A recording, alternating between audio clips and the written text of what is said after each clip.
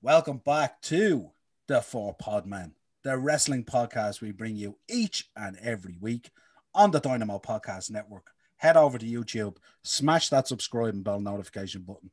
We're also available on Anchor for our audio shows. Head over there, Spotify, Podbean, or wherever you pick up your audio shows, you will find us there.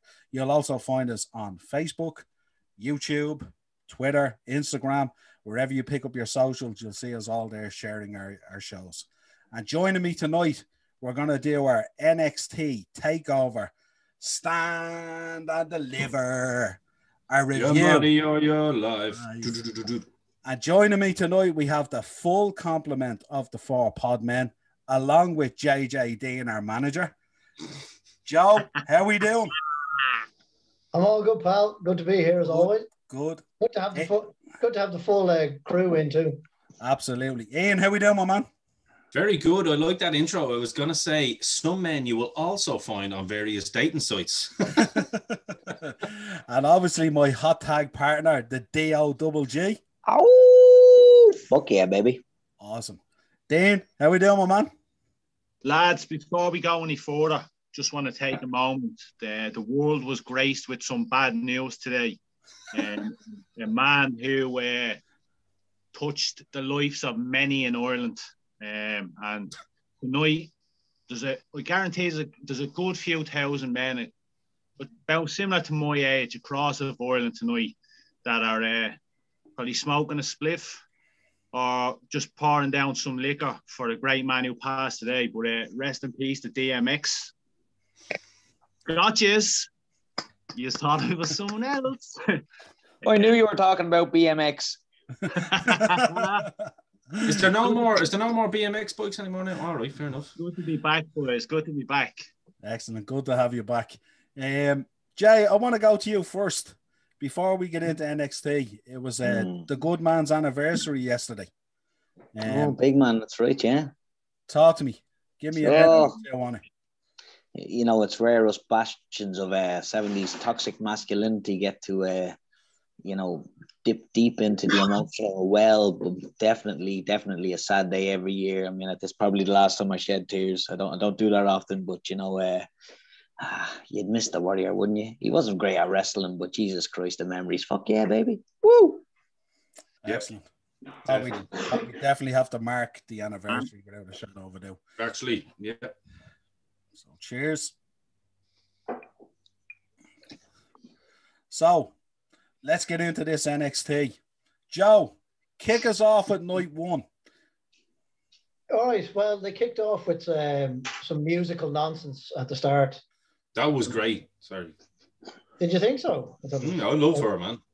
Oh yeah, no, she's great, but I don't understand why you play the national anthem at it. But anyway, not my thing. It's a real American thing to play the national anthem at all these sporting events. It's in America.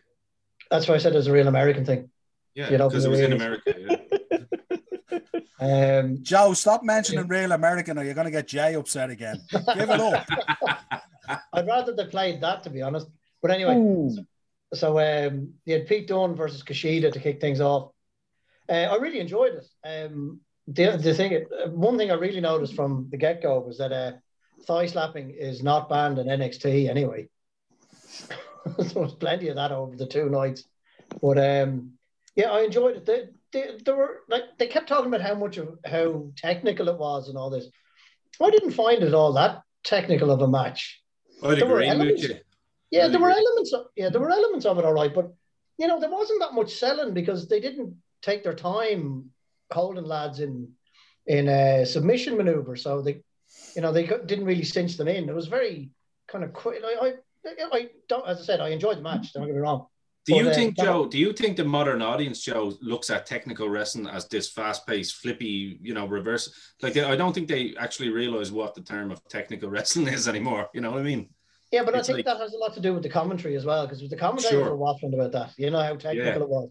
And as I said, it wasn't devoid of technicality, of course. Yeah, of course. But it was. I wouldn't call it a technical masterpiece or anything like that. But as I said, enjoyed it for what it was. And both guys looked very good in the match, I have to say. Yep. Better than Kenny Omega anyway, just saying. I think you give him far too much hate. He's very talented. Oh no, he's very talented. Yeah, he's just not quite there yet. Okay, good start there, Joe. Ian, talk to me. Next match up, the 6-man gauntlet eliminator match. I actually did enjoy that. In fact, I don't usually enjoy these type of matches. To be honest, I concur with Joe there. I was only teasing finger bang, to be fair. I was only teasing. No, I thought it was I actually really enjoyed it, to be honest with you. I don't usually, Joe, you know I'm not a big fan of all those kind of tag team gauntlet matches and whatnot, but I have to say the tag team divisions in NXT are pretty fucking awesome, to be honest with you. Hold on, you've skipped ahead. He's talking about the number 1 contender match. Oh, sorry. Yeah, I did skip ahead. Yeah. No, I did enjoy that as well, to be honest with you. I like the pace of the matches in NXT and the tag team matches because I like the hot tags. It's not Ian, you're talking about the wrong match again. Joe, right, can we mute Joe, Niall? But he's talking about the wrong match. Right, can we mute Joe there so Ian can talk? Yeah, talk about the right match and I'll shut up. The host. Let's talk about the 6-man gauntlet eliminator match. This is the one with Bronson Reed. Right. Now, what happened, to be fair, I did skip through a lot of it yesterday. So I obviously started at the wrong place, so my apologies. Pass that on to someone else then. Right, I'm gonna give it over to Dane. Dane, I know watch it. Dane, give it over to Joe. Give it over to Joe, sure. Yeah, I thought it was what I liked about it was within the 6 men, you had three feuds that are either going on at the moment or have recently gone on with Loomis and Cameron Grimes. Then you have LA Knight and Bronson Reed, and then you have the 2 boys Swerve and Ruff. I liked the fact that everybody was occupied. You know what I mean? It wasn't like let's all target the big man, get him out, and then we go at each other. It was. You had little stories going on amongst the 3 groups, but I thought it was a very good match. I think that I was surprised with the decision to put Bronson Reed over. Don't really know what's going on with LA Knight. What's that, 3 or 4 nights now where you're saying to yourself, like, I honestly thought he would have won last night. I know you were saying that you were hoping that Loomis maybe would get the W, but I don't know. Bronson Reed's another one maybe that could get, because of the big guy, that he could get the push up to the main roster, sometime soon. But yeah, I don't really know what the story is going into him against Johnny Gargano. Because Loomis has kind of paid his dues. I was hoping he'd get a run, or maybe LA Knight. But the big question still to come out of it is what's going to go on with LA Knight, going forward. But overall, 7 out of 10, 8 out of 10. I found it a very good match. I meant to say there, I have, because I actually watched all these matches just on a 1-by-1 basis. I have the card open there now, so Joe, you'll be happy to know that. No, I have the card open there. I did actually have something to say about that match. I'm the same as Dean, to be honest with you. I thought when LA Knight came out, and especially like the commentary, do you know what I mean? Wade Barrett just puts him over so well. Wade Barrett in this particular match reminded me of Jesse Ventura back in the day, putting over his favorite guy. And to be honest with you, LA Knight came out with such fucking venom and a house on fire. Like, even when he sold, he was just like, oh my God. It was shades of The Rock. He walks around like the Dynamite Kid. He acts like The Rock. He has it. He has it. Yeah. And to be honest with you, I don't know whether, H is trying to give him a little bit of Vince treatment or something, to say like, oh, you got to earn your stripes here, kid, or some sort of thing. But I think it's clear for everyone to see in that match, and no disrespect to the rest of the members of the match, because they all done their part, but there was only 1 star in that match for me when I watched it. Do you know what I mean? That's my personal opinion. What you were saying there, Ian, about Triple H and Vince probably trying to teach him a harsh lesson before he gets the push, because let's face it, the guy is extremely talented. He's great on the mic. Like what you said there about, like, he's Rock-esque, Yes. That a lot of people been reading around and looking at reactions to that match, and a lot of people are saying the same thing, that he's gonna have to earn his stripes. It could be nearly fucking 12 months before he gets that big push. It's the way of the company. Do you know what I mean? Me and Jay have spoken on this before. You know what I mean? You spend some time in the freezer before you get to thaw, and before you get red hot. You know, you got to go through that process. But I have to say though, and I know I'm pleasing one man down in Sligo here by saying that guy is an absolute legitimate star, and I'm going to shut up now, and I'm back on point with the card. So tag match is coming up later. Yeah, I think when I looked at the match, you know, although LA Knight stands out in terms of his mic work and that look, and he has that if factor and stuff like that, but I think there was a lot of guys stood out in that match. I mean, Bronson Reed is very, very impressive for a guy who's 340 pounds. And like, he didn't in that match, he didn't take over the match as the big man that had to be ganged up on, because he kind of moves like a much lighter guy. So he Yokozuna, I know they said shades of Yokozuna, didn't they, with the kind of little adaptation of the bonsai drop on. Yeah, I like that. Yeah. He reminds me of Jeff Cobb. I've seen him wrestle live, and like, for such a big guy, the power, the finesse, like he moves like not like, hypothetically speaking, he moves like a cruiserweight. You know what I mean? The man can't fucking move off the top rope. He's quite agile on his toes for someone who's that heavy. Like, yeah, and he's probably 30-40 pounds heavier than Jeff Cobb. Yeah. He's an Islander. He's a New Zealander, isn't he? I think he's a big Aussie, is he? Aussie. I'd love to see him go at Walter. That's a match I'd like to see. I have to say that. Go ahead, Joe. I was really impressed with Isaiah Swerve Scott in that match, I have to say. I thought he was brilliant. Yeah. From start to finish, I thought he carried himself really, really well. He does have a good presence, actually. Yeah, I think so. I thought he was very good. I was also impressed. I've never seen that guy Dexter Loomis before. Christ, he was so impressive. Really? Yeah, he's impressive, isn't he? Jesus. Now he didn't even do much, and I was still kind of drawn to him. Like, I thought he was really good. Yeah. Big time presence. No one in that match was bad. They were all really, really good. No.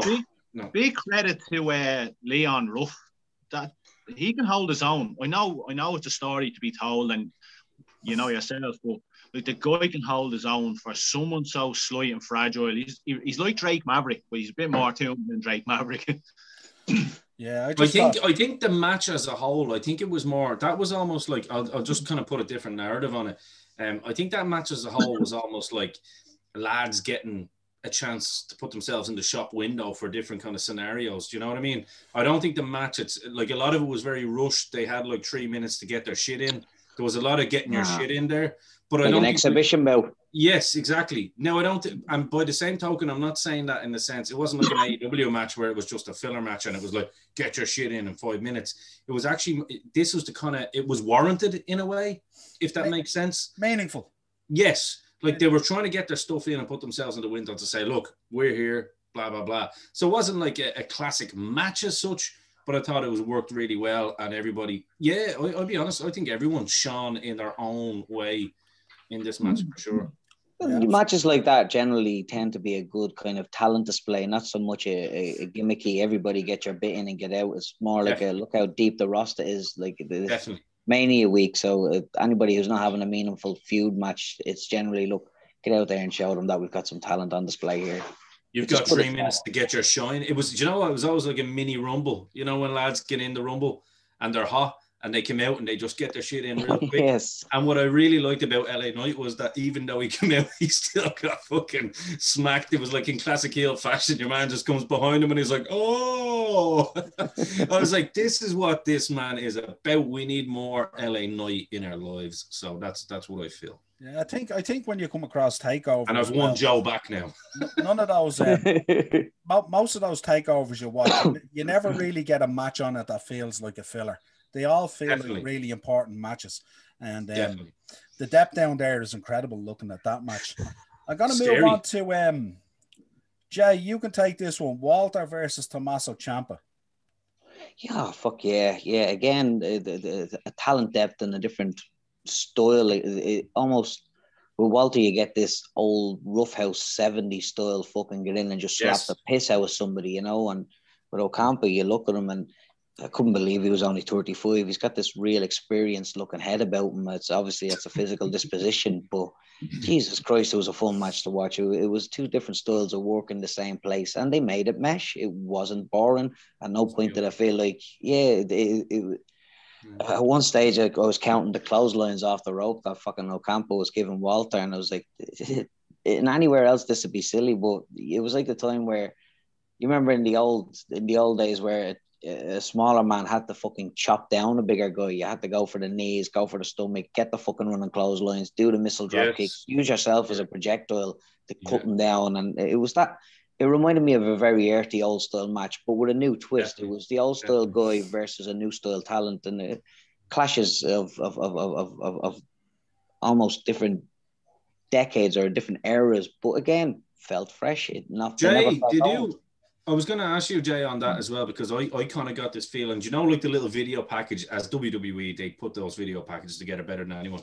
Did you get, even though I didn't know the whole storyline, well, I did, but like, say you didn't, say you put yourself in a position where you didn't know that these two, you know, that Ciampa's coming back. The story was told really well that we're getting the old Ciampa back. I thought the video package was great. And then when they were squaring up the way Ciampa was in his face, it had that big fight feel about it. You know what I mean? It did. Like on any other card, you'd be looking at a main event, but here it is sitting in the middle of night one. It's amazing. Like amazing. Sitting in the middle of night one, but then possibly the best match of the two nights. So I love that. Arguable, yeah. It's very arguable, yeah.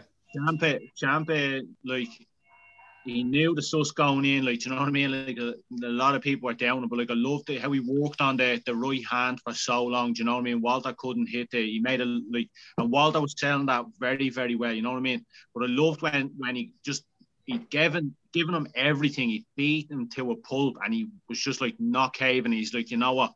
Fuck this. The hand is sore, and just wallop. You know what I mean? But he sold it so well. You know, like he'd shown it the whole match. That hand is fucked. And then when he just given Ciampa everything, and Ciampa wasn't backing down, he was like, you know what? Like, even that in its essence is a very old style school of wrestling, very kind of a psychological aspect where you try to take a man's weapon away. It was very clear that, like, you know, Walter's fucking chop is how he finishes shit, you know, and it again, cerebral, fucking bit fresh. Bit of genius, yeah. Selling, work, psychology, wrestling 101. I hope that turns into a feud now. I hope that's not a one and done, because they could easily make a feud out of that. Do you know what I mean? They could get up till Takeover around SummerSlam out of that. That's a good story to be told. I'd say it will. To be honest with you, it was too good to be told. And I just want to add to that point. I'm sure Joe was definitely of the same mindset as what Jay said there. That whole idea of taking the weapon away, it's brilliant. You know what I mean? Because one man has, it's like, you know, in football, if you show the guy onto their weaker foot, they can't do. And I think it's very, very apparent. And it's like McGregor and Dustin Poirier. Take Conor McGregor's legs away, he's not generating that power. He can't kick, boom, and he's open to, you know, the onslaught of what you do have. So I thought it was a really well written story in a modern way also. Yeah, it shows you there's a place for storytelling inside between the bells. Like, I mean, sometimes you see certain, like, a lot of great matches you see where there's no real cause or psychology behind it. This one told a story of two, they're young men, but they wrestled like veterans. They were just, it had a big match feel to it. That was brilliant. It was fun. It was a joy to watch wrestling again, you know. And I love a byproduct of this whole Corona bullshit. I love how it felt almost borderline studio wrestling at times. It didn't feel like, you know, a development territory where men are trying to earn their spurs to get up to the next level of professionalism. I loved it. It was classic wrestling. Yeah, me too. I think that's the one thing that we recognize about NXT. It never feels like it's that platform to get to the next stage. It feels like it's a show in itself and a business within itself, if you like, you know. Yeah, brand separation. It's Ohio Valley with a budget, you know. It's OVW with a budget. Yeah, absolutely. Can I throw 2 cents there, Lana? Sorry. What's your thoughts on Walter? Yeah, sorry. I once again, you know, I love this match. Really hard hitting. I personally thought more technical than the Dunn Kushida match, which they waffled about being really technical, because as Ian I'd agree, alluded to, Joe. he went after a body part agree. and kept going after it. And that's what I think techno wrestling is about. It's not just about putting someone in a hold and then switching to another hold and then switching to another hold and switching to another hold. It's about targeting a body part and go that, to me anyway, personally. But Ian, you talked about the hype package, and I really enjoyed the hype package up until they had that bit where it was a flashback to Ciampa on the mic saying, "I am the greatest in the world. I am the greatest sports entertainer in the world." I wanted to get sick when he said that. Yeah, I'd agree. I was angry. I was nauseous. I was upset. I was all the bad emotions, man. And he said, the greatest sports entertainer. I was like, no, that is the fucking worst thing in the world. Like, you know, little things like that really. And you know what? That's out of his hands, though. In fairness, there's certain words you're not allowed to say on telly. Well, not really, Jay. Not really, Jay. Because Joe's actually onto something there. Because Fergal has been saying that Finn Balor, in the run up to this, has been saying that I am the best wrestler in the world. He said it on the press conference on numerous occasions too. So, Joe, I'd actually agree with that. I didn't kind of cop that, to be honest with you, because my brain is so brainwashed with Vinnie Mac isms. But that is a great point. But no, Finn Balor did actually say that I am the best wrestler on this planet and all. So in fairness, I think Ciampa, especially being one of the top wrestlers on the planet, probably should have said that. But I suppose that's a small point to say, but I agree with Joe. No, but Jay, I wasn't actually having to go with Ciampa there. I was actually having to go about that, not Ciampa. You're right. There's certain terms and phrases. We know the lists, belts, straps, wrestler. They did away with an etiquette there. They removed a lot of the classic pro wrestling vernacular, but I didn't realize that they were getting back to it down there. I didn't realize that Balor was referring to himself as a wrestler again. Yeah. But I don't know. Yeah. I've got numb to this other out or between bell bullshit over the years that I didn't even notice it. I just want to watch the action. Same with me. Yeah. It was only when Joe said it I remember Balor saying that, and I kind of went, "Oh, real." Well, you know what? Maybe there's certain men holding a golden ticket who they're told, yeah, you can, you can't. Yeah, Balor probably is the golden child, so in fairness, he can probably say whatever he wants. But anyway, Noel, sorry. In fairness, I'd imagine Ciampa has that kind of level of authority as well. I mean, he's put in the work as well, in fairness. Yeah. Probably just a slip of the tongue. Probably they're so used to it at this stage, they just don't realise. They probably actually think they're saying wrestler. Or if we put our tinfoil hat on, maybe they put it in the video package.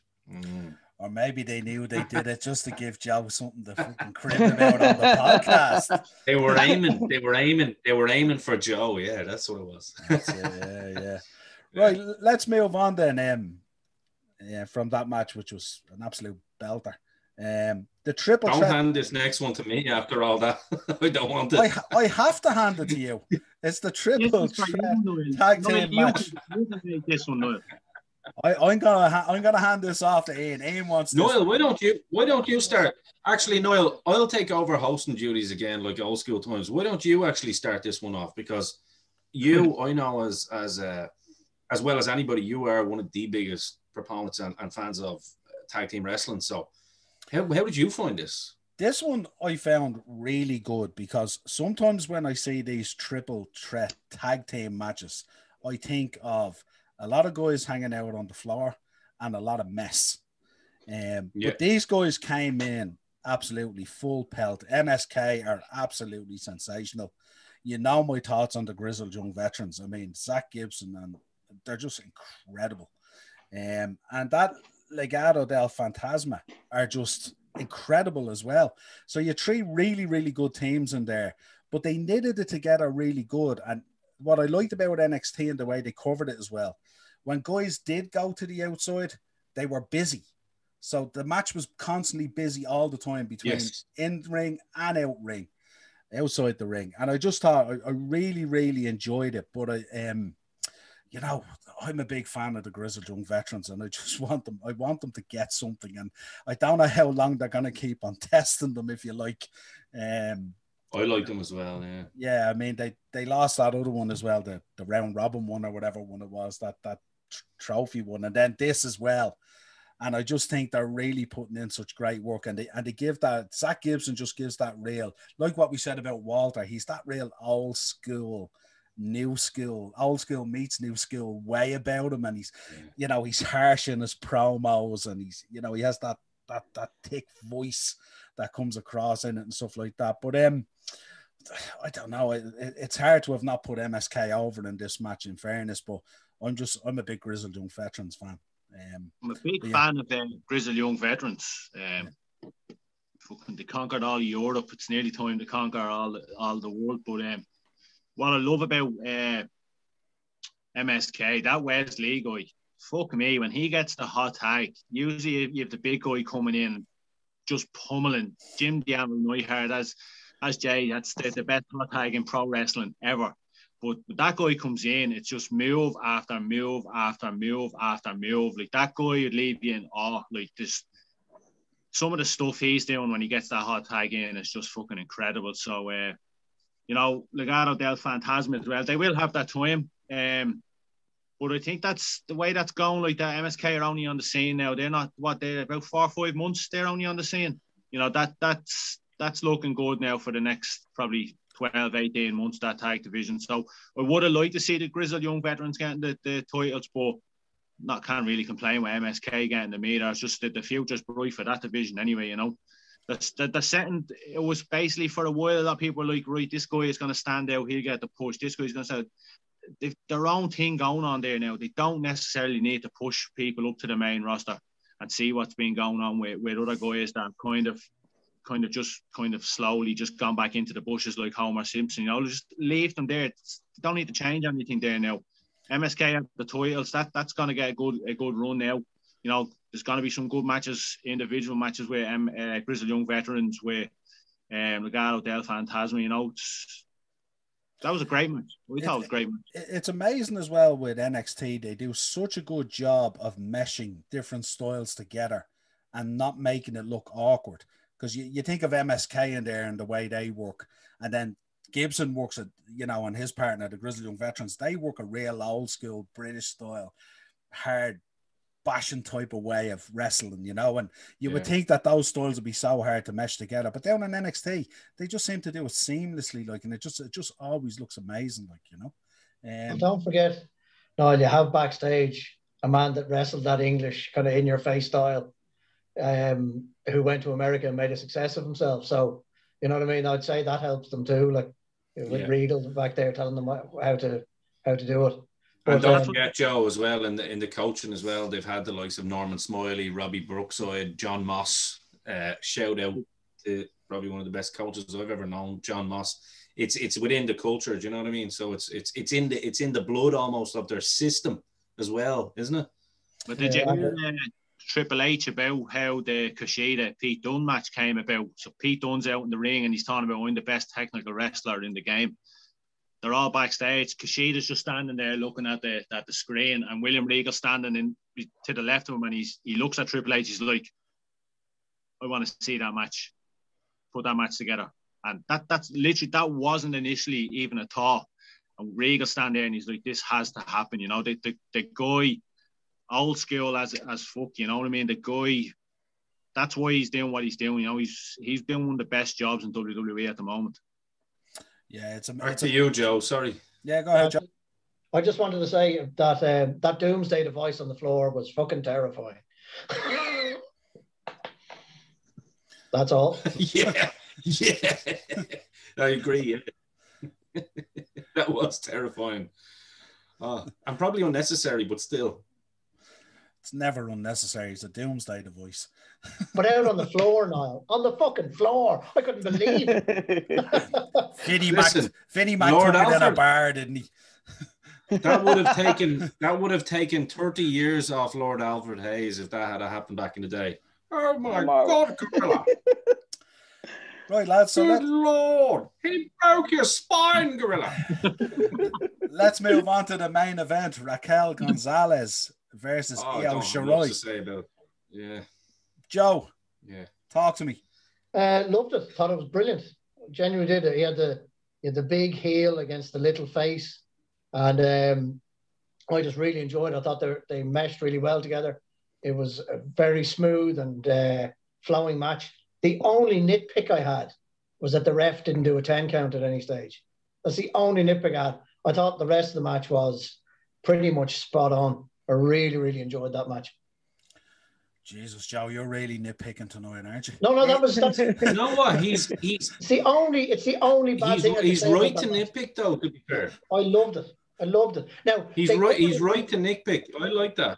Yeah, they did cover it a bit because the main commentator did say that the referee was using her discretion, and but I was like, no, that's bullshit. that was the only thing about it. Like the two wrestlers in it were phenomenal. I really, really enjoyed that match. I thought there was, as I said, nothing to complain about. I really enjoyed it from start to finish. There's a history in the company of referees using their discretion, isn't there? Jay, talk to me about the main event. What was the main event on this one? Was Raquel Gonzalez versus Io Shirai? I didn't watch that one, unfortunately. I didn't get home in time enough that the real world had me busy. No, you might have to hand that one over to somebody else. I couldn't.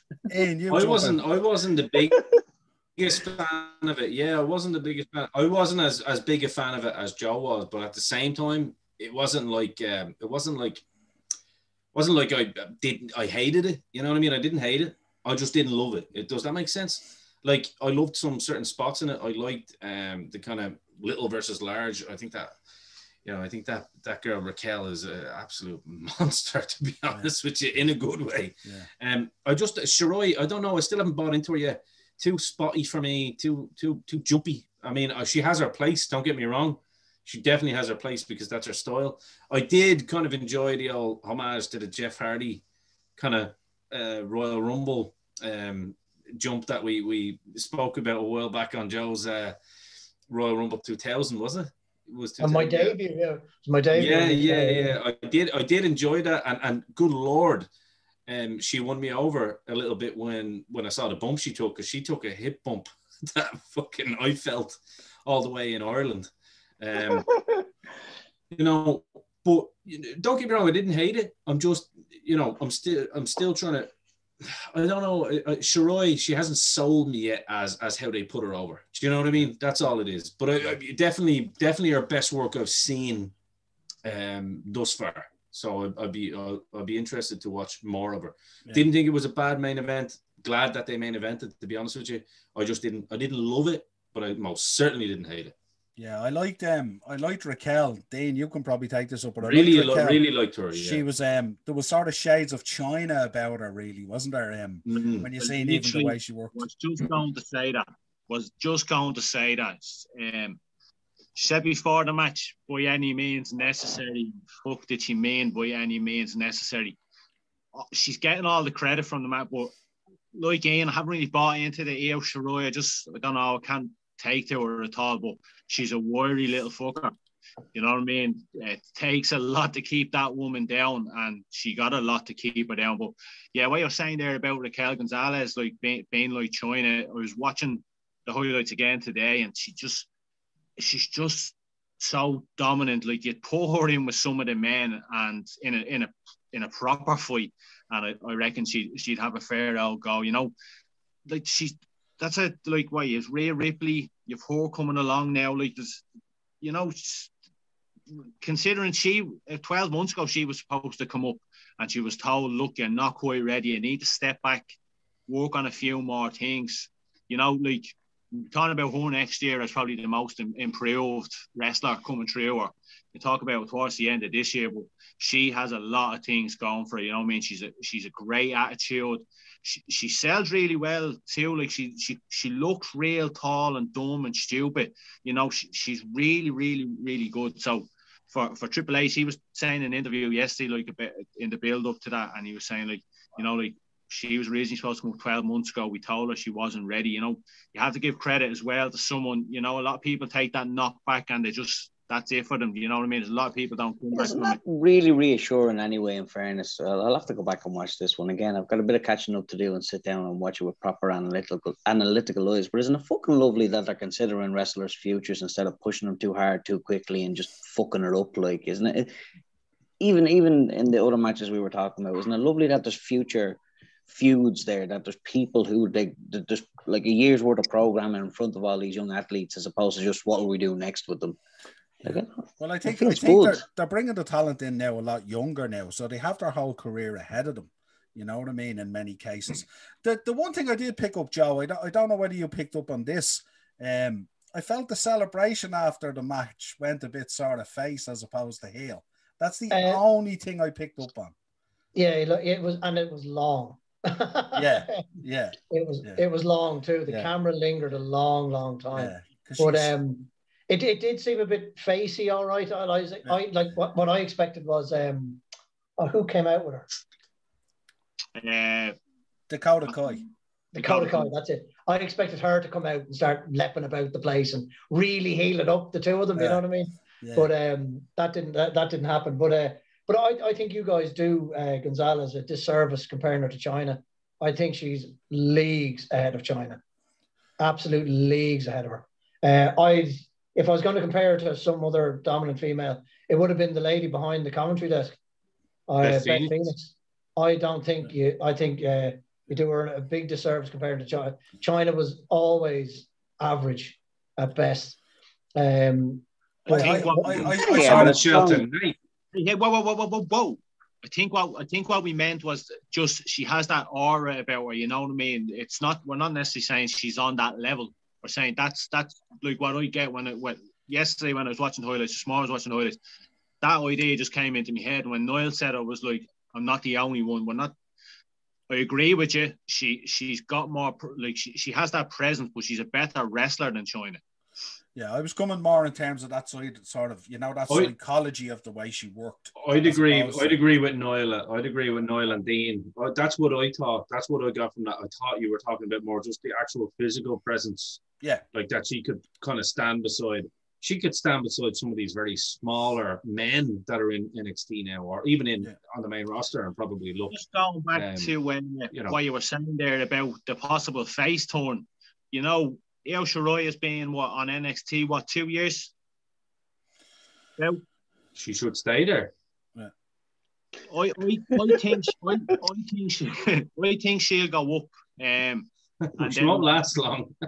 What I think you'll see now over the next few weeks is that face one could build in some, because Dakota Kai, weren't they originally thinking that's who Io Shirai was going to challenge with the title, and she just bypassed her. So Dakota Kai is obviously going to be coming out now and saying, that should be me. I should have got that opportunity. So that could possibly be building towards face turn for Gonzalez, Dakota Kai being the heel, I think if anything, it go the other way.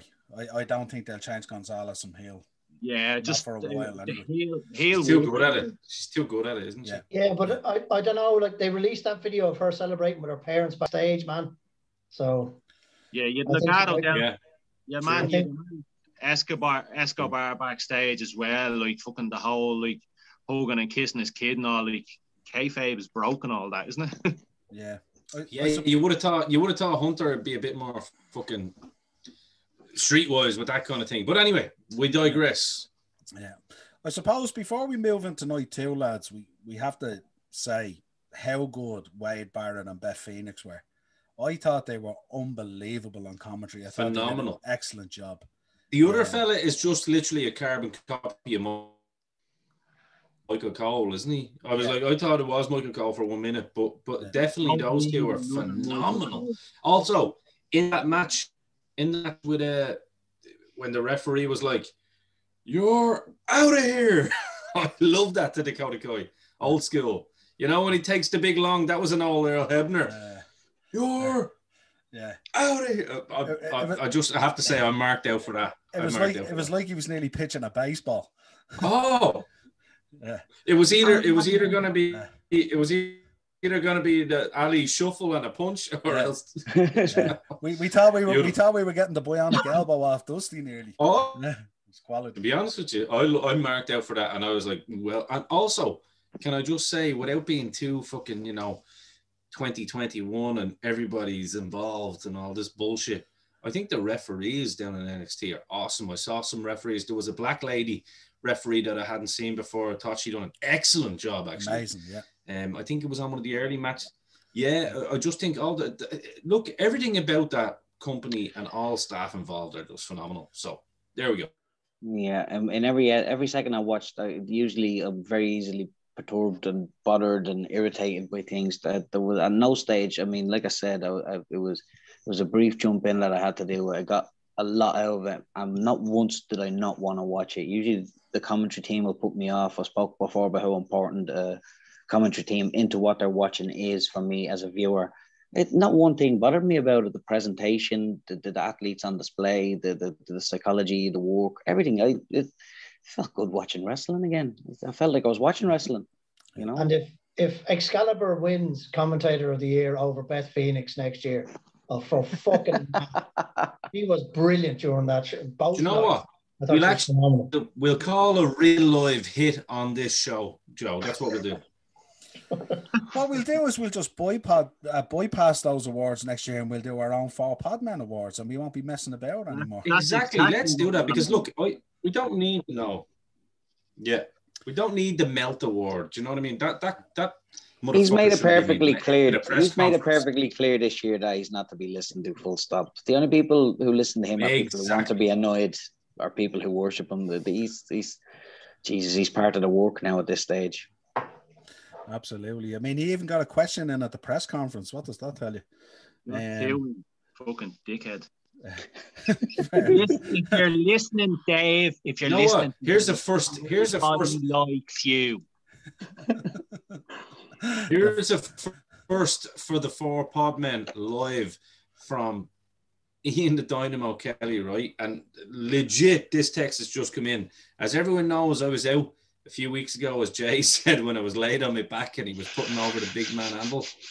I have the X-ray results have just come in for the Dynamo, and they have shown, dear patient, please be advised that your last X-ray test results have arrived, and they are showing minimal degenerative changes at lumbar level on the spine.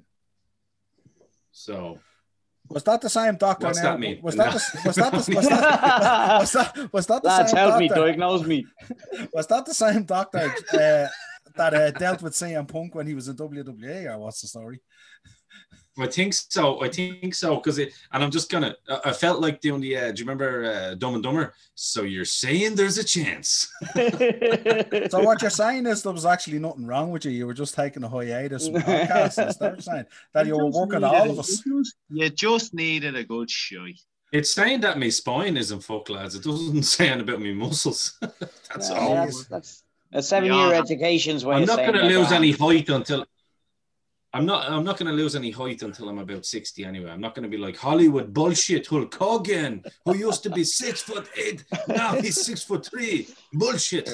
Listen, it's not his fault. He's biologically reducing in every aspect of his physicality this last couple of years, like, you know, from 10 to 6 inches. Muscles shrink sometimes. So now, so what you're saying is now we can't use you to skip the fan access queues, no? There we go. There we go. We're gonna have to use Joe. We're gonna have to use Joe when I bait the bollocks out of him now. That's fair enough. We just like to let our viewers and listeners know we don't condone violence in any way. I think we just heard. Oh, we're talking in the ring. One of the tag teams just broke up. This is bombshell tonight. Those triple threat matches were actually 6-man tag belts. That's what we were talking about. Let's move on to night 2. Thanks, Doc. Let's move on to night 2. Opens up Santos Escobar versus Jordan Devlin, our very own Jordan Devlin from Bray, County Wicklow. Ian, take this one. Well, yeah, you went to the right one, I suppose. For me, I was going to look at my boy and be proud either way. This being the opening match, I thought it was a great opener. I thought, you know, this was so back and forth. You guys can hear me okay, yeah? Yeah, far away. Cool. Yeah. I thought it was. I thought the back and forth in this match, especially it being a ladder match, was absolutely phenomenal. There was some heavy bumps and some very high spots in this. I thought, you know, the story I think told in this, we weren't going to get a wrestling classic, as you don't always do. When I say wrestling classic, as in technical wrestling classic, as we know both are capable of doing. We knew this was going to be a kind of modern day, knowing Jordan, it was going to be a modern day Shawn Michaels, Razor Ramon. That's what these boys were looking for. And good Lord, I think, did we get it in some ways. You know, they waited a little while to get the ladder involved, and they got it out. I thought it was fantastic. I think Jordan's high spots, I mean, they look sick, but they're safe as fucking houses. Those flips he does, even the one to the outside, the initial one where he's selling the head on the back and all, didn't even touch the goddamn announce table, but it looked like he did. The other geezer, it's one of my first times seeing him as well. Thought he was absolutely excellent also. Man, and can we just all take a moment to appreciate that moonsault from the top of the ladder? Yes, it was precision perfection. It was fucking beautiful. We talk about Angle's one on Benoit. Well, no, I actually watched that multiple times today when he hit that. I just sat back and I was like, your head's too big for your body, but fuck me, can you fly? do you know what I thought about it? When you look from, remember the camera, when they showed the camera view over the ring, he barely even had the room to squeeze it in, and he pulled it off. It was literally at the base of the ladder. Yeah, it was incredible, like, you know. Yeah, you're talking about inches away from not being able to do that. Like, it was beautiful. Yeah, and hats off as well to the NXT cameraman, because that camera shot above the ring is amazing. It really shows when he was standing on top of the ladder just how high up he was there. It was incredible. Just on that, I think if that camera had been at any other angle, people wouldn't appreciate it for what it was. That was a moonsault that, if you're gonna teach people how to moonsault 20, 30, 40 years time, you wouldn't be going far wrong if you showed people that and said, right guys, that's what we're aspiring to. When you hit that, I literally sat back in the chair and it was like, wow. Yeah.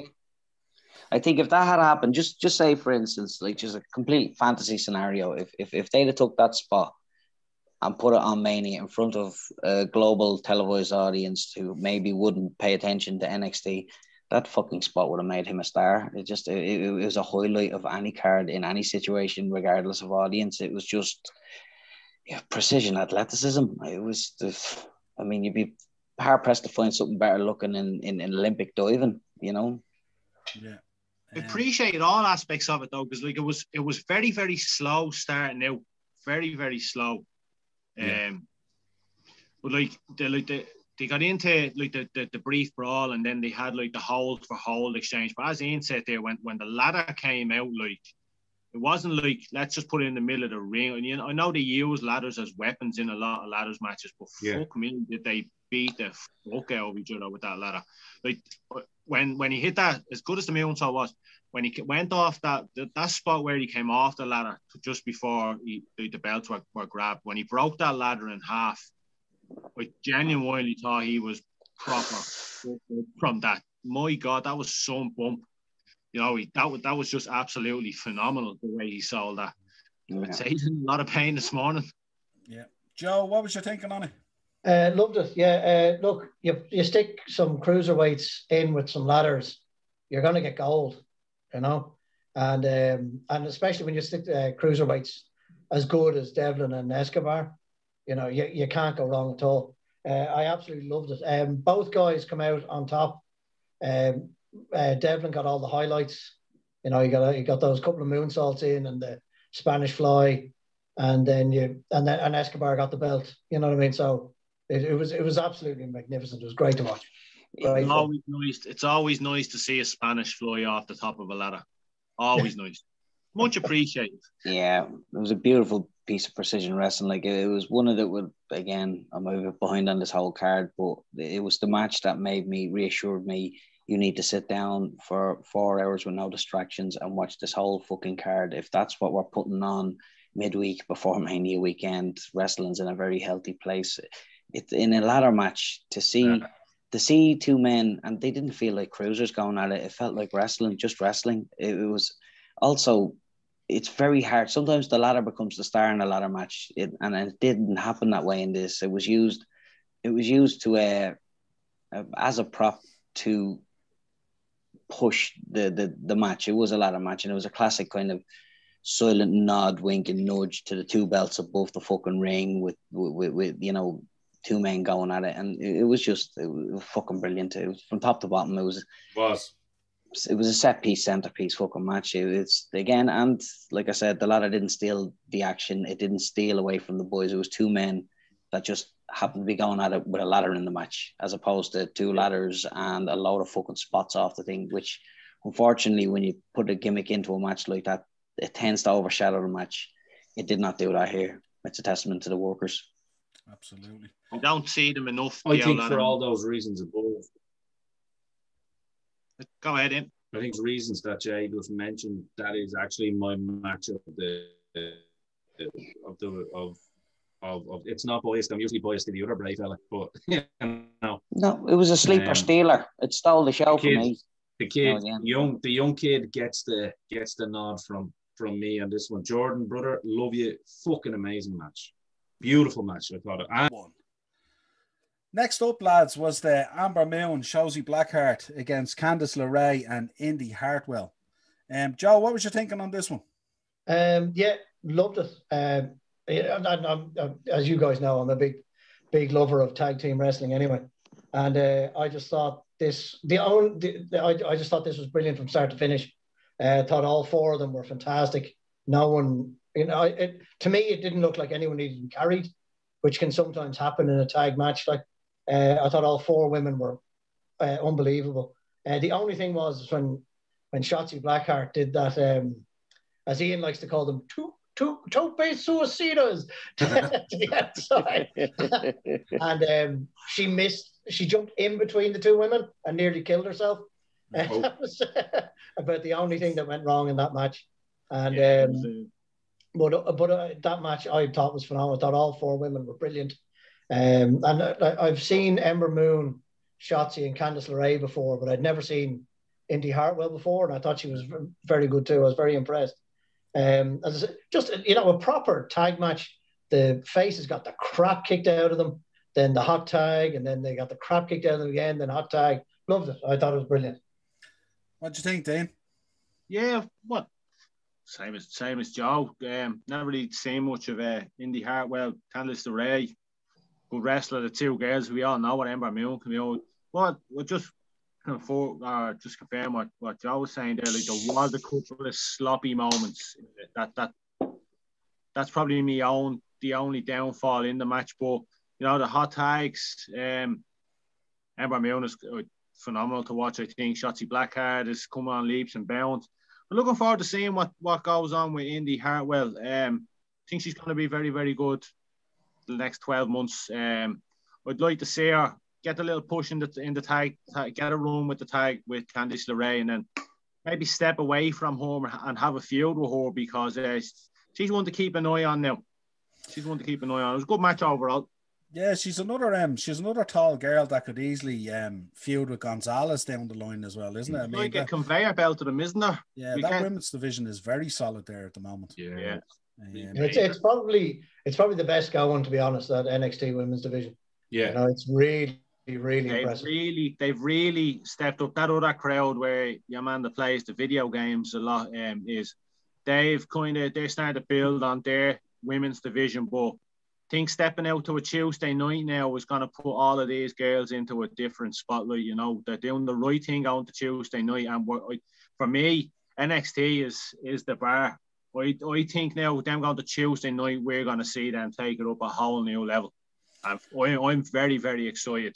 We were saying, Niall, Takeover, we went over to Mania 2 years ago. I was most excited for Takeover. Couldn't wait for the New Japan Ring of Honor Super Show, but I'm all about NXT, just the crowd interaction. Everybody it's like WrestleMania every week. Everyone's so invested. That's going to take it to a new level. And honest to God, I get fucking goosebumps thinking about it. I cannot wait to see what's going to happen there in the next 12 months. Well, and sorry, no. Go ahead, Joe. No, go on. Yeah, just that, and they're bringing in Frankie Monet. I'm sure you saw the hype packages for she was Taya Valkyrie in Impact, and she's absolutely phenomenal as well. So you know, do I enjoy watching her? Yeah. You know, but it's only, you know, bringing someone like her in, it just makes it even better than it already is, and it's already bloody fantastic, to be fair. It's stacked. Right, let's move on to the business end of NXT Takeover now. Johnny Gargano versus Bronson Reed. Dean, take this one. Johnny watches wrestling. Weird match. I was convinced that the big man was going to get put over and get the title and go on a little run. Just stray. We text each other today, and you said the same thing. It was such a weird match. I just don't see. There's so many people in the equation for the North American Championship.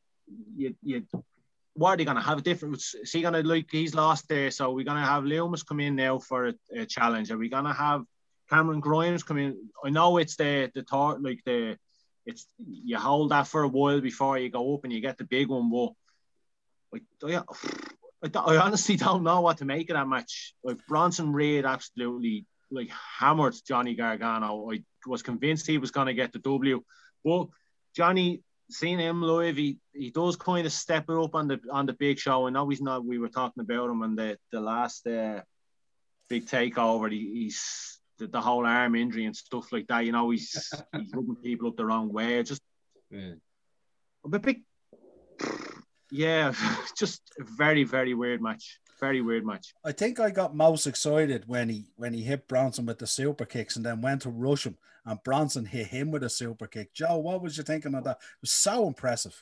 Yeah, I loved this match. It was a match I didn't expect a whole lot from. You know, I knew it would be solid. You know what I mean? But because the two guys in it are very good, but I didn't think it'd be as good as it was, especially when you have the opposite dynamic to that women's title match the first night. You had the big face and the little heel, like. But I'm with Dino. I don't. Gargano doesn't need that title. Like, why didn't they put it on Bronson and have him start new rivalries? You know, because he's been recently having barbs with LA Knight. You know, he did the whole big man stare down with Loomis the night before as well. I think there could have been more, and also didn't Grimes and Swerve team up against him at one stage? Yeah, the night before too. Could I just interject as well there on Gargano? Like, anyone that thinks I'm against Gargano, I'm not. Like, I mean, I like some of Johnny's work. I like a lot of Johnny's work, to be fair. I'm the same, lads. I don't see, because I did get to see a little bit of that match just before the end, and I was also flabbergasted because, I mean, the whole night before it was like, boom, they're building this guy. I think Johnny Gargano, he seems to be a favorite of someone, but I'm going to make a statement here that might offend some people. I think Gargano would be so suited to the AEW roster. I don't see where he goes next. Like, for example, I don't see him as the champ with the level of talent that they have down there and some of the big guys. I don't see him as the main guy. He's been there so long too. Like, yeah, he's been there so long as well. And I'm just saying, I think he's in that situation. I don't know whether I see him on the main roster either, other than they're going to put him, just as a guy. They were talking about, like, Roderick Strong as well. Like, you know what I mean? He's a great wrestler. You just don't see what, like, Gargano becomes the first Triple Crown NXT champion, and you're thinking to yourself, right, he's gonna make the step up. He's too small for the step up, but yeah, there's so many. I love Johnny Gargano, absolutely. Oh, and so do I. That's why I'm saying. That's why I'm not saying that bad about it. Yeah. There's so many men above him, and then there's so many men that are coming up below him that are going to outshine him. That you're thinking to yourself, does he just hang around, lose a title? He doesn't need a title to stay relevant. It's Johnny Wrestling, you know what I mean? But you're just thinking to yourself, the guys that are coming up underneath him are going to outshine him. The guys that are above him, he's not going to get near. So you're thinking to yourself, what is next? That's do you know what, Dino? I'm glad you said that, because you put a bit of context, I suppose, on what I'm thinking. I'm wondering, like, what is actual next for him? I don't really see.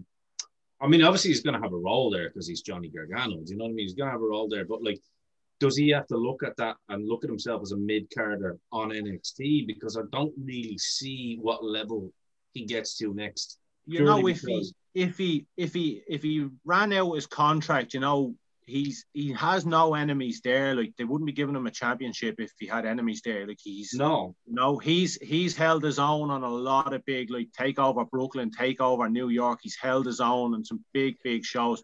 Definitely, if he ran out his contract and did go to that other crowd, nobody's gonna hold a grudge against him. You know what I mean? He's paid his dues in NXT. It's time to go and maybe go to New Japan. Like, who knows? You know, if he does run out his contract and he does go somewhere else, nobody's gonna hold it against him. I don't know, Joe. You might be thinking what I'm thinking. I think Johnny Gargano's role in NXT is kind of huge, but not in terms of his career or titles or stuff like that.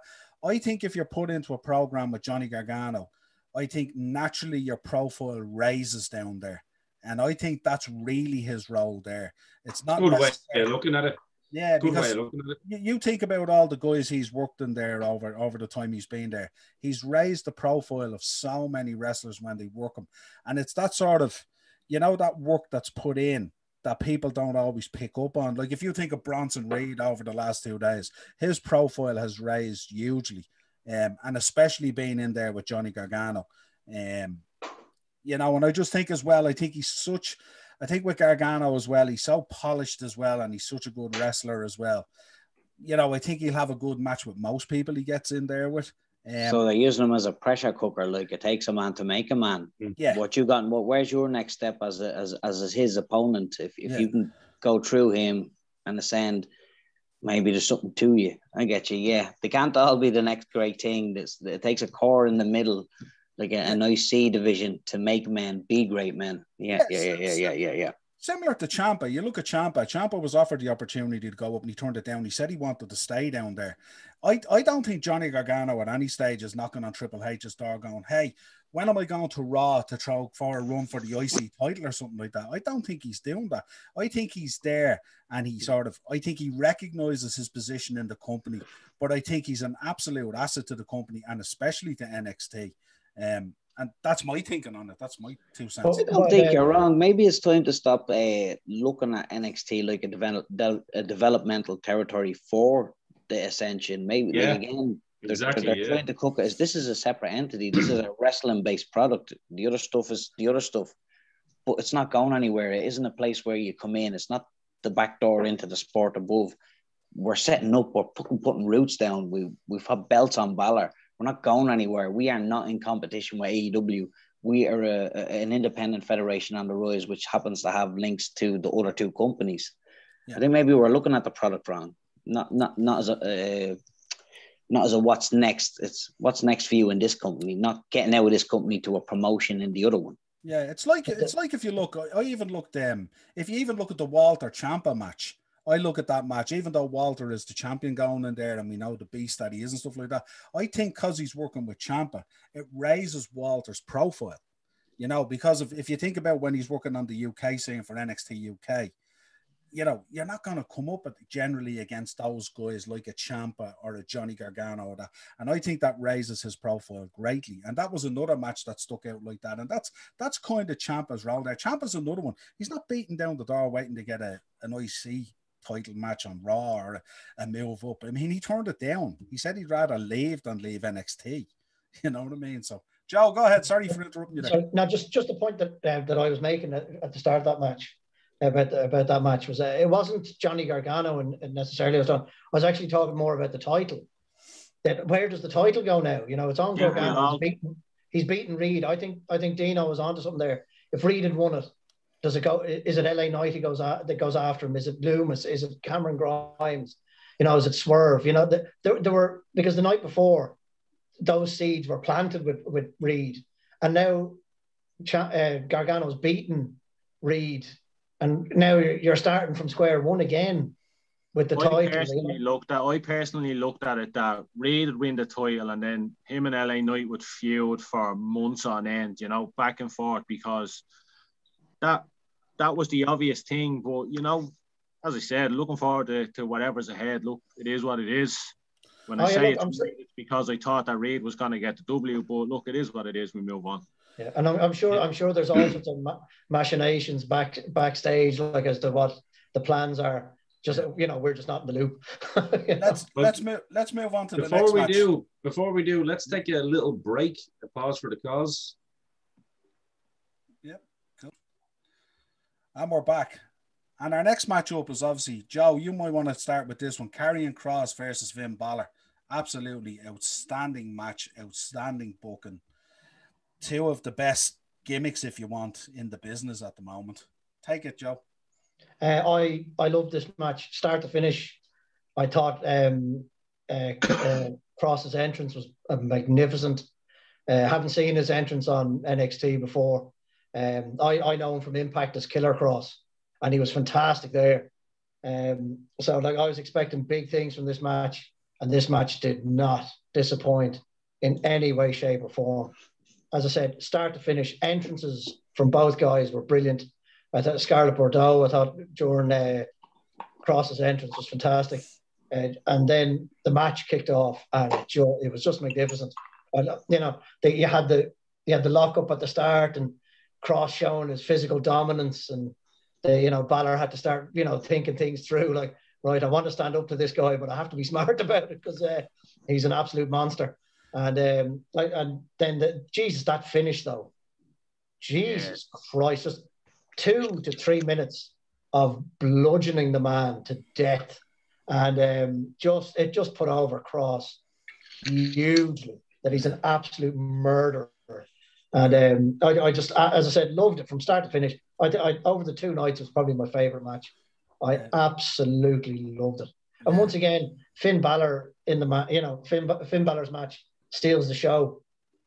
It just goes to prove that the man, he can do no wrong. And when he's put in there with someone that's up there, that's very good, the likes of the Kyle O'Reillys, Adam Cole, I keep going to call him Killer, but it's a Karrion Kross. It just elevates it even more when he's put in there with a really good partner. And that match was just, as I said, I just loved every second of it.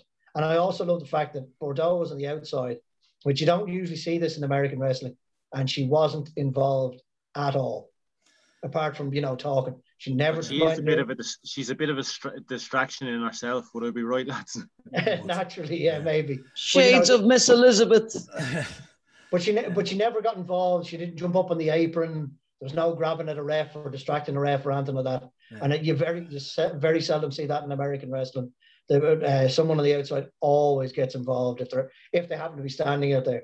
Yeah. But not in this match. I just loved it. And I said, especially that last 2-3 minutes where Kross just bludgeoned them to absolute into it. Like, we were lucky that Balor wasn't just left in a pulpy mess, to be honest. Like, he made shit of him. Yeah, and, he said he was willing. He said he was willing to die, but more so he meant he was willing to kill or murder. Fuck me, man. Like, the guy is an absolute machine. Like, straight off the bat, it wasn't even like a slow build up, a back and forth. Straight off the bat, he just showed you can't match me physically. He outpowered Finn in every fucking sense of the match. Like, even like Balor was hitting him with leg kicks, and he was just looking at him. He's like, like just that evil. He reminded me of when not Zeus couldn't really wrestle. Shout out to Zeus because I know Noel loves him. But the man is just a terror. Like, I can't wait to see what he does when he does eventually go up, because he's definitely going to hold the title one day. Definitely 1,000,000%. Yeah, he looks the business. He does the business. He's, as I said, I saw him in Impact for he was there a year or 18 months or something, and he just from minute one, as soon as the guy walks out, you just go, but this guy he's got it. He's an absolute star, and he's just magnificent. And and he does the whole tipping the TikTok gimmick and all that kind of crack, like, and he's just phenomenal. And I just love that match. I thought the two of them were fantastic. When he talks, like, he's quite good on the mic too. Like, when he talks, you listen. Do you know what I mean? There's no gimmick or anything. He's just when we watched the press conference the other day, I think I texted you, Noel, I was like, he sits there ice cold like a serial killer. Yeah. And I love people who are like serial killers. And as Joe said, Scarlett plays her part brilliantly as well. You know, she doesn't try to take the shine away from her. And the one thing I picked up at the start of the match, lads, I don't know whether you picked up on it. When Balor's music hit, I was sure we were getting the demon. Yeah, I had a feeling too. Like it was the demon. When the smoke was coming out and all, yeah. I thought we were getting. Now, obviously, we got a little bit of chest paint and not quite the demon, but I thought for a minute, I just got excited. I said, "Are we going to actually get the demon back again?" You know? Yeah. Which Go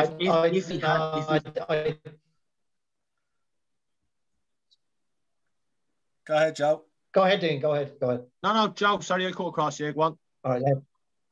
No, just I didn't think it was going to be the demon solely because I think WWE would have advertised the shit out of it to get eyes on and sell merch. That's the only reason I didn't think he was going to come out as the demon. I just thought he would come out as the demon because it would have been a complete curveball. You know what I mean? Wasn't he Cross all week had talked about ready to kill, ready to die, you know, this big evil monster. He'd have turned around, the lights went off and the demon came out. Probably would have still been the same outcome, like definitely would have been the same outcome, you know, but it just would have thrown a curveball into it that would have got everyone even more invested. The demon against the killer.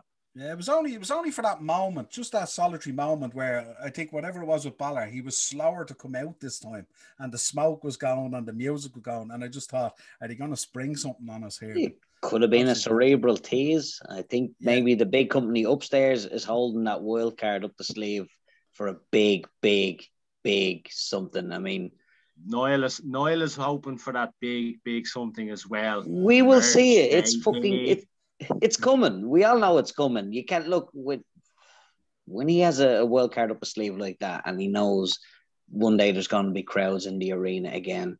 You don't waste a pop like that on nobody. You don't. They know it's coming. Everybody knows it's coming. It has to, you know. Yep. Let's move on to our main event then. Kyle O'Reilly versus Adam Cole. The undisputed versus the error, if you like. Dane, what was your thinking on this one? I know you're a huge Undisputed Era fan. Praise the Lord that them two, they decided to have them feud. That match, well, first of all, I was absolutely devastated that it came to an end. Just the story between those guys, like you would think they'd known each other since they were kids. It's hard to believe it's only like 10, 11 years that they've come into each other's lives, but if you've watched some of their stuff in ROH or what have you, those guys put on a masterclass when they're together. We were talking about it earlier on. You were saying that it went on for so long. Like that, you have to think that came on. That was the last match of the evening, and I think the show was about 2 hours on already. And you're thinking to yourself, you're looking at the clock and you're thinking, they've only got about 20, 25 minutes here. These guys could sell a story for about 2 hours, you know, and still have gas in the tank. That match was fucking phenomenal. The selling, the bumps, the storytelling.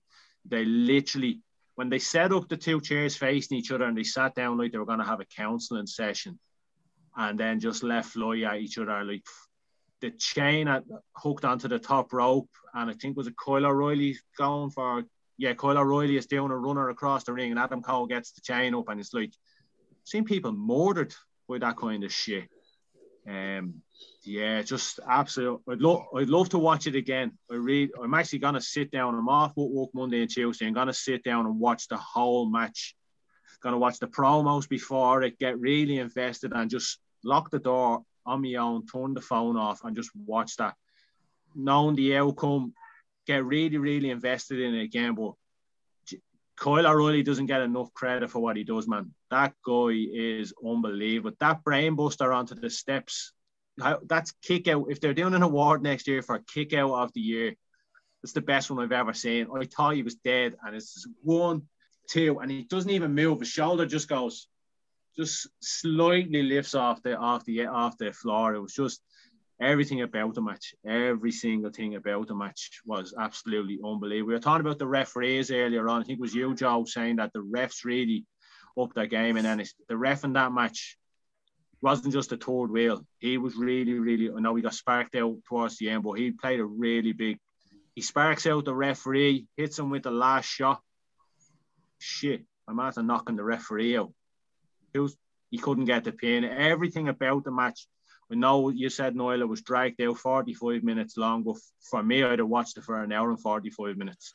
It was fucking phenomenal. I'm intrigued to know if Dave Meltzer will give any matches on that card 5 stars.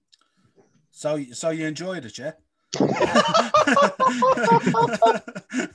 Joe, what was your take on the main event? Well, I'm the complete and utter opposite to Dean. I thought it was boring as fuck. Ooh. I hated that match. I just sat through. It was for me. It was torturous to watch. I didn't enjoy it at all. I was as like every time something happened, I have 30, 40 seconds here before something else is going to happen. I did not enjoy it. I thought they dragged it out way too long. And because it took so long in between everything they did, you knew what was going to happen. It was like, oh, they're going to sit up on those chairs now and they're going to start slapping each other in the face. It's exactly what happened. When they got onto the ramp, I said to myself, oh, they're going to go down to the end of the ramp now and someone's going to, and then I went, no, that happened yesterday. Someone's going to go through the ramp. They went through the ramp. And I was just like, I thought it was terrible. I did not enjoy it one bit. Just, as I said, I was watching it and I'm glad I didn't watch it live because I probably would have turned it off. I was that bored. I watched it today and I just, every time something happened, skip 30, 40 seconds forward and get to the next bit, skip another bit. I did not enjoy this match at all. I found it very boring. And that's a horrible thing to say because Adam Cole and Kyle O'Reilly are both brilliant, but this was boring, really. Well, I'm probably in the minority and I kind of hope to be, but I did not enjoy this match. And I will not be watching it again or recommending it to anyone. I didn't enjoy it. And everything you show. I'm sorry, Dean. No, this like it's no judgment on you, Dean, or anything like that. I just found the match. No, it is. I'm not taking that quite personally. No, you know what, man, this is very interesting for me because this, again, perception is everything, and I love this. It's one of the 3 matches on the card I haven't got to watch yet, and I'm gonna astutely watch it with pen and paper beside me, and I've got both these on either side of the hard fucking coin here, and I'm gonna adjudicate on how I feel about this and make one is wrong next time we talk. Yeah, the gavel shall drop. Yeah, the hammer is down. The one thing I took from the match, and I always say it when you look at it, I'm a big fan of Adam Cole naturally and Kyle O'Reilly, but I liked the work they did within the match. But I just thought it took too long to get there. And I thought that if they could just speed it up a little bit, like sometimes we talk about psychology in a match, these guys went the other way. There was like nearly too much psychology and not enough movement through the match. And that's why I think it ran, the 40 odd minutes. I thought that match could have been squeezed into, say, 25 maybe. Interesting. Overcooked. Yeah, like I was looking at it and I was thinking, we were 15 minutes into the match and not a whole lot had happened. As Joe said, there was a lot of line around. There was a lot of big movement and a lot of kind of spots and stuff like that. But the overselling of that stuff in terms of the line around and the psychology, it was at times tough to take from 2 guys who were absolutely brilliant. But I think if you ran that match back, like Joe said, if you ran that match back and you shortened all those, let's call them ad breaks for lack of a better word, you could have a pretty good 25-minute match. But yeah, I just felt it dragged on a little bit. I think they dragged it out just a bit too much. The slow start was a really, really slow start. Yeah. I think it was purposely meant to be that long because it was the unsanctioned, the story of the breakup. That's why I think it was dragged out for that long necessarily. If they were to fight again, it isn't going to be a 45-minute match. It is going to be a straight up like 25, 30-minute match where you get all that in a shorter space of time. But I do purposely think that the story that led up to it, the unsanctioned side of things and all, that's why I think it lasted that long. So I'd like to see it again without that slow, like, lethargic start, and then just get into the stuff that's why I love the match, because they kick the fuck out of each other. Yeah, sorry. Go ahead. No, please. You won't. No. You always let me go ahead. So go. Yeah. You go. I think the difficulty was, I think if it had been before the Cross Balor match, I think it wouldn't have been too bad, because the speed of the Cross and Balor match, you know, you have to, as a card builds and you get to the main event, you have to follow some of that momentum, and then you get this kind of slow burn end of an undisputed era, you know, an emotional roller coaster, if you like. These two guys who have been best buds for years on the circuit and in NXT, and they, you know, they won and they were successful in everything that they touched, and now they're fighting each other. But I think they tried to bring the emotion into it too much, and I think it took too long to get to that point. That's the only quip I have about it. I thought when they were in the match and the moves and the use of the chain and the chairs and everything else they did, I thought that kind of stuff was like, I loved when Kyle O'Reilly wrapped the chain around his kick pad and then he started booting just at giving him, the little kicks in the head. Yeah, and I just thought little things like that I thought were cool, you know what I mean? But the length of time it took to get there is what sort of derailed me a little bit, you know. I spent this entire match. I don't know if you felt the same. Not. I know Dino didn't, because he loved it. But I spent this entire match waiting for it to ramp up. You know, I just the chain got introduced and I said, "Oh, here we go. This might be it," and nothing happened there. Then the toolbox got introduced. I said, "Oh, maybe this will be it." Still didn't happen. Fucking Adam Cole whomps him with a TV. I thought maybe they'll ramp it up now, and it just never. It never ramped up, and I just... They did warn us that it was going to be that way, that it was going to be a dragged out, beating each other to within an inch of their life. They did warn us, so fuck you. Maybe, but there were nobody will be fucking anybody until I have passed judgment. But no, I just... There were vastly superior matches. Have you got Revolut, Jane? I'll Revolut you 50 quid. Right? How much for a win? It'll cost you about $6.25. But no, that's euros. So I just thought on that night and the night before, but especially that night, because I think Balor Cross was phenomenal. I think there were better matches over the two nights than that one, to be honest. I thought it was...